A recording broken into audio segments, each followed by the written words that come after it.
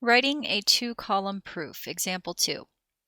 We are given that AD is parallel to EC, which is marked with these little arrows over here, and that BD is congruent to BC, which is marked with these little tick marks. We need to prove that triangle ABD is congruent to triangle EBC. Put your work over here on the left, put your reasons over here on the right. Number 1, number 1. Again, number 1 is always our given or part of our given. And in this case, I'm just going to write in the entire given, and I'm going to say, okay, AD is parallel to EC, and BD is congruent to BC. Now, before we get started here with step 2, let's come up with a game plan. We've got a lot of theorems. We've got angle, angle, side. We have side, side, side. We have angle, side, angle, and we have side, angle, side. So we already have one side that is congruent. Then I'm going to look at this and go, well, what else can I prove? I do have vertical angles, which would give me another angle. And I don't think I can say any of the other sides are congruent, but I have parallel lines. So if I have parallel lines cut by a transversal, then I can say that alternate interior angles are congruent, which would then give me an angle, a side, and an angle.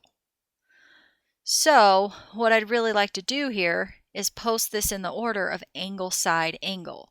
So that's going to mean I'm going to back this up and get rid of that because that's my side. If you put it there, it's not wrong. It's just a technicality. And I'm going to start with an angle. So I'm going to start with angle ADB is congruent to angle BCD, or I'm sorry, BCE. And the reason that was this one here and this one here is because they are alternate interior angle theorem, because we had parallel lines. So in step 1, I said that we have parallel lines. In step 2, using the parallel lines, we know that these angles are congruent. Step 3, that was my angle. So step 3, I'm going to do my side, which is that BD is congruent to BC, and that is just our given.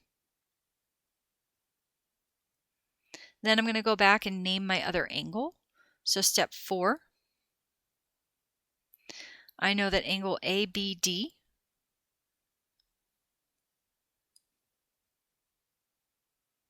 is congruent to angle CBE, and that was these guys right in here, and that's because they are vertical angles. So in step 2, I said angle. In step 3, I said side. In step 4, I said angle. So now I have angle, side, angle. So in step 5, I can say that triangle ABD is congruent to triangle EBC,